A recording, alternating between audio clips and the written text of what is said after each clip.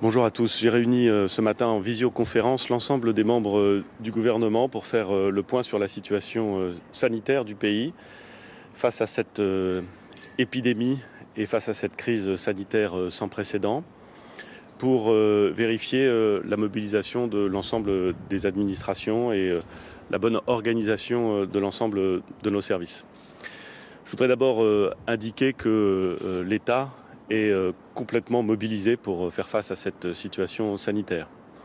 Je voudrais évidemment remercier très chaleureusement l'ensemble des personnels de santé, médecins, infirmiers, aides-soignants, l'ensemble de ceux qui contribuent à l'accueil des malades et à la réponse sanitaire à cette crise exceptionnelle. Je voudrais aussi remercier l'ensemble des forces qui concourent au maintien de l'ordre public, les policiers, les gendarmes. Je voudrais également remercier les sapeurs-pompiers qui ont un rôle extrêmement particulier et très important dans cette période. Remercier les militaires qui, dans le cadre de leur mission spécifique, participent et assistent l'ensemble des forces de l'ordre. Je voudrais dire un mot particulier, nous l'avons évoqué avec le ministre de l'Éducation nationale, un mot particulier pour les enseignants qui, dans des circonstances et dans des situations souvent dégradées, font un travail remarquable d'imagination, d'inventivité, de mobilisation pour essayer de garantir cette continuité pédagogique dont nos enfants ont besoin pour faire en sorte que cette période de confinement ne soit pas une période qui serait perdue.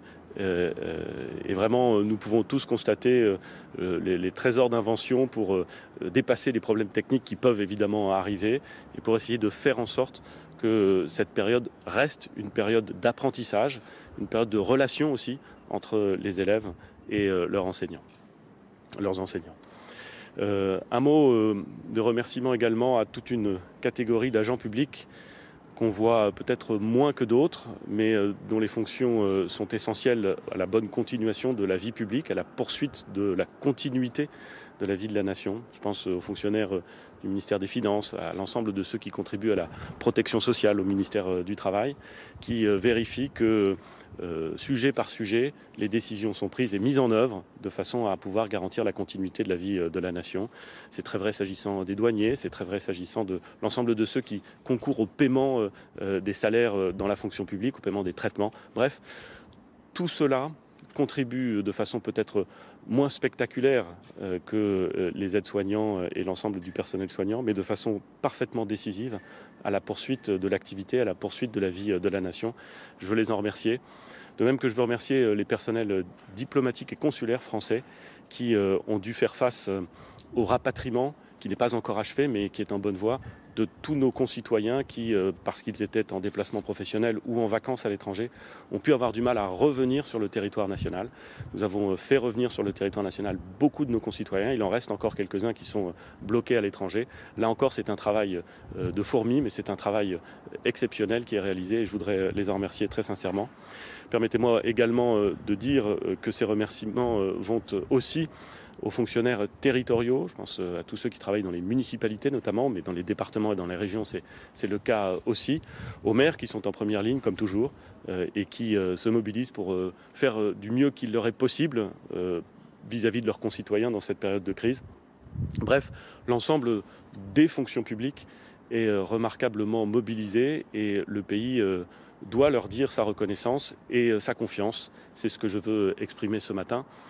Il n'y a pas, et c'est tant mieux, que la fonction publique. Il y a beaucoup de nos concitoyens qui continuent leur activité professionnelle. On pense à la grande distribution, on pense à tous ceux qui travaillent dans le secteur de la logistique, les routiers, qui ne font pas un métier facile, mais qui garantissent l'approvisionnement à la fois alimentaire, mais dans les produits de première nécessité sur l'ensemble du pays. Sans eux, le pays s'arrêterait complètement et la situation serait encore plus difficile, encore plus grave. À tout cela, à ceux que j'oublie peut-être dans cette longue liste, je veux dire merci et je veux leur dire que la reconnaissance de la nation leur est acquise. La situation en cette matinée du 27 mars, la situation sur le plan sanitaire est une situation difficile. Le bilan des 24 dernières heures est un bilan qui est lourd. Et il faut dire les choses, nous nous installons dans une crise qui va durer, dans une situation sanitaire qui ne va pas s'améliorer rapidement. Il va falloir tenir, il va falloir rester extrêmement mobilisé. La vague épidémique qui déferle sur la France, qui a frappé la région Grand Est la première, qui est en ce moment en train d'arriver en Île-de-France, dans les Hauts-de-France, dans d'autres régions françaises, est une vague extrêmement élevée et elle soumet l'ensemble du système de soins, l'ensemble du système hospitalier à une tension redoutable. Les équipes médicales font face avec à la fois beaucoup de précision et beaucoup de courage. Elles ont considérablement augmenté leur capacité d'accueil. C'est un exploit remarquable, j'aurai l'occasion d'y revenir. Mais la situation va être difficile pendant les jours qui viennent et je veux l'indiquer clairement.